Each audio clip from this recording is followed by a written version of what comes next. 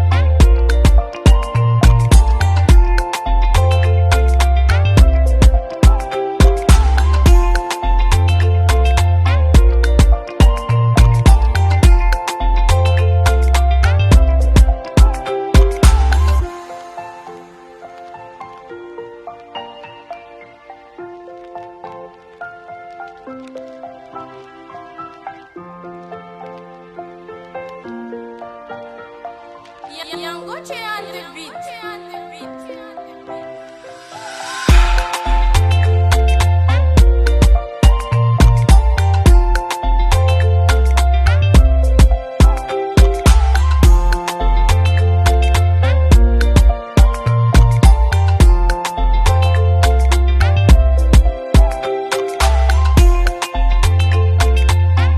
Comment allez-vous aujourd'hui? Oui, je me porte à merveille. Aussi, nous nous trouvons où ici? Bon, dans la province de Katanga, précisément Lubumbashi, quartier Kilobe-Lobe, aux communes annexes. Ah, parfait. Monsieur José, nous voyons que nous sommes dans un atelier de la menuiserie. Vous pouvez nous expliquer qu'est-ce que vous faites concrètement? Je fais tout sur le bois. Je traite le bois et je suis un artiste. Ok. Et je traite le bois. Et ça fait combien des années que vous êtes lancé dans le secteur de la menuiserie? Toute une vie. Hein. C'est depuis 1986 que je suis dans la menuiserie. Parfait. Et avant de ça, vous avez fait quoi? Oh, les études, je fais technique industrielle, électricité générale. Mais après mon diplôme d'état, je n'ai pas pu continuer les études et j'ai embrassé la menuiserie qui était devant moi. Okay. Et aujourd'hui, je gagne ma vie. Toute ma vie, je l'ai passé à menuiserie. Okay. Et aujourd'hui, quelles sont les difficultés que vous rencontrez en tant que menuisier? Il y a énorme parce qu'il n'y a pas de financement. Nous nous débrouillons avec les moyens de bord.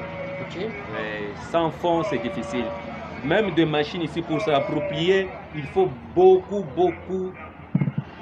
de sacrifices. Sinon, on travaille manuellement. Maintenant, le monde a évolué et on essaie un peu d'actualiser les choses, mais on se débrouille avec des petites machines parce qu'on n'a pas de fonds. Si on pouvait avoir des fonds, on allait monter vraiment un atelier de classe. Sauf faute de quoi, nous sommes obligés d'utiliser ce que nous avons. Et aujourd'hui, avec les machines que je peux montrer aussi à ceux qui vont regarder cette vidéo, vous arrivez quand même à gagner votre vie, à vous en sortir? Oui, quand je dis que toute ma vie, je l'ai passé en menuiserie. Ok. Tout ce que j'ai. À Kinshasa, j'avais une parcelle, acheté toujours dans la menuiserie. Vous savez, la culture congolaise. Je me suis marié, j'ai eu des enfants, et il y a même un qui est en Afrique du Sud, toujours dans ce boulot ici. Et j'ai sillonné un peu partout.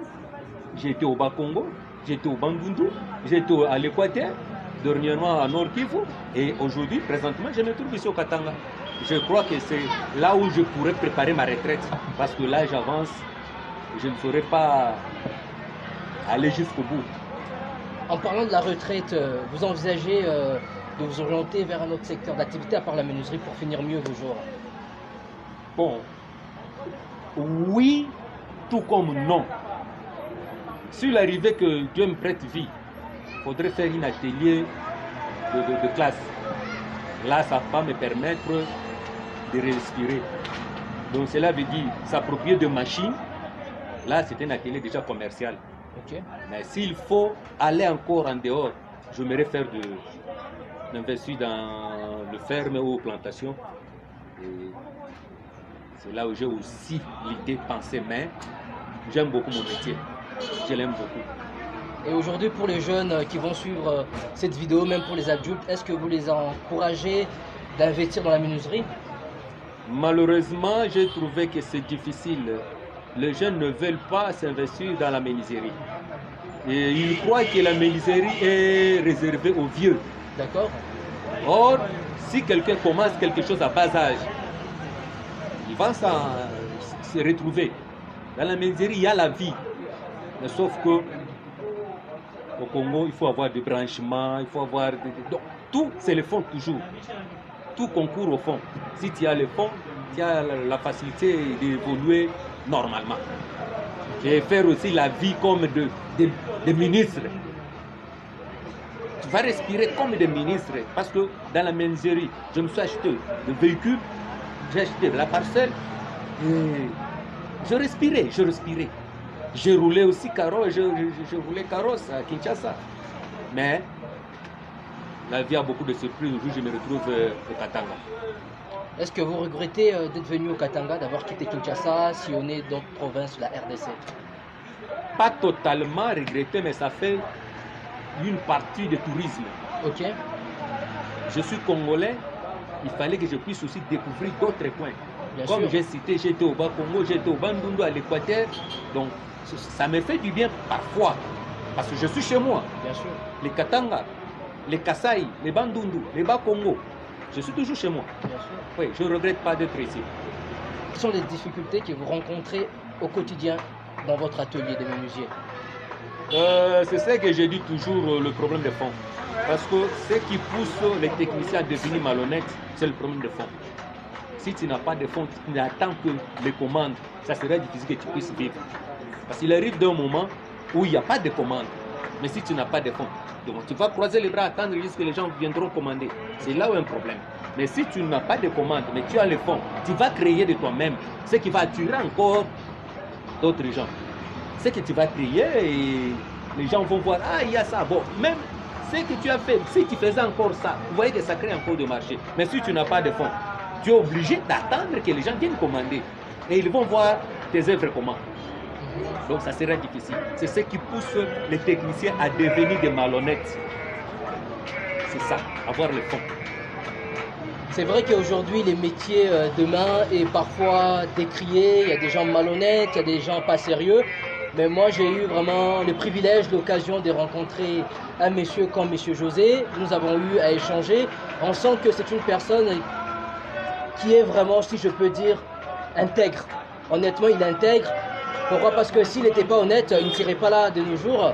Donc il nous a un peu dit qu'est-ce que lui il en pensait du métier de menuisier qui est parfois négligé par de nombreux jeunes.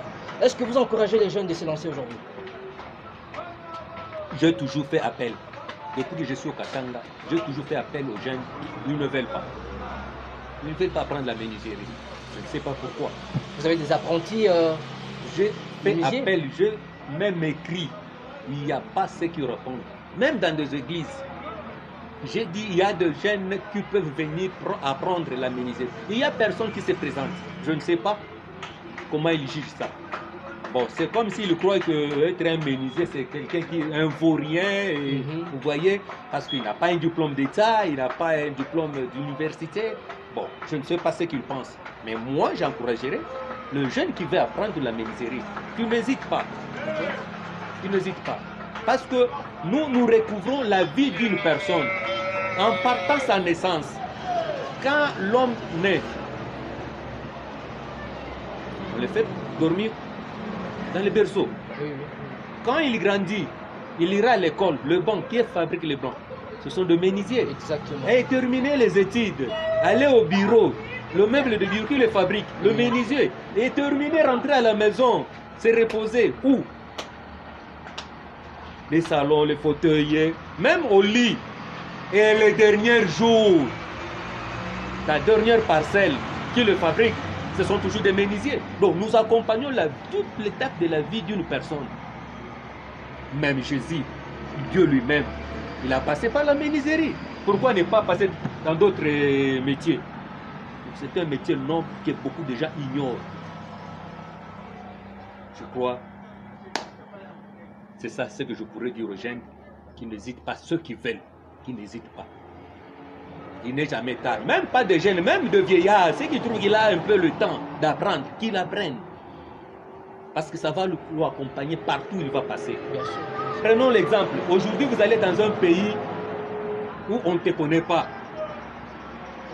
Médecin, mécanicien et menuisier. Qui sera facile à embaucher parmi les trois? Je crois que c'est le menuisier. Demande-moi pourquoi. Pourquoi? Un médecin, d'autres doutent qu'il a acheté le diplôme, on ne sait pas comment. Le mécanicien qui lui dit, mon véhicule, je l'ai acheté cher, je ne te connais pas, je ne sais pas comment te laisser toucher à mon véhicule. Même menuisier, quand il se pointe quelque part, dans un atelier, on va ramasser le bois jeté. C'est là où on va le donner comme test. Mais en touchant les outillages, on saura, celui-ci c'est un menuisier, celui-ci, il aura facilement son emploi par rapport aux autres. Je ne sais pas s'il y a quelqu'un qui peut me contredire. Je ne sais pas. Parce que là où on ne te connaît pas, tu dis seulement que je suis médecin. C'est pas facile. Qu'on puisse t'admettre. Ou un mécanicien, c'est pas aussi facile. Mais un menuisier, oui, passez à un atelier, on ramasse de bois. Donnez-lui, fabriquez-nous peut-être un tabouret, fabriquez-nous peut-être, oui, de telles histoires. Fabriquez-nous peut-être un cadre de photo ou bien quelque chose. Comment tu vas tenir seulement les outillages? Il y a quelqu'un, le marteau, un technicien touche le marteau comme ça, mais un apprenti peut toucher comme ça. Vous voyez? Mais s'il y a quelqu'un qui te passe les tests, il va dire, quand tu dis, celui-ci n'est pas un technicien. C'est un débutant. Voilà. Bon, j'aime beaucoup la menuiserie. Je tentais 3 ou 4 fois de laisser, d'abandonner, mais je me retrouvais toujours dans. Je crois que c'est ça, ce que Dieu m'a destiné. Okay. Donc aujourd'hui, vous pouvez encourager les gens qui sont en dehors de la RDC de venir investir ici? Bon, le climat, RDC c'est encore un chantier. Dans tous les coins, RDC c'est encore un chantier. Parce que dans les chantiers, le métier à part. Le menuisier a une part. Même dans la construction, il intervient. Bien sûr. Donc, s'ils veulent venir investir dans la menuiserie, c'est pas mauvais. Même dans d'autres secteurs d'activité. C'est pas mauvais. Le RD, c'est encore un chantier. Il suffirait d'avoir le fonds et un projet d'appui. C'est tout. Ne venez pas comme un hasard. Il faut avoir un projet et ça ira bien. Ok, c'est une bonne chose. Nous espérons que cette vidéo vous sera utile. N'oubliez pas de la liker, de la commenter, de la partager et surtout de vous abonner. Ensemble, construisons un Congo meilleur. La RDC, c'est chez vous. À très bientôt.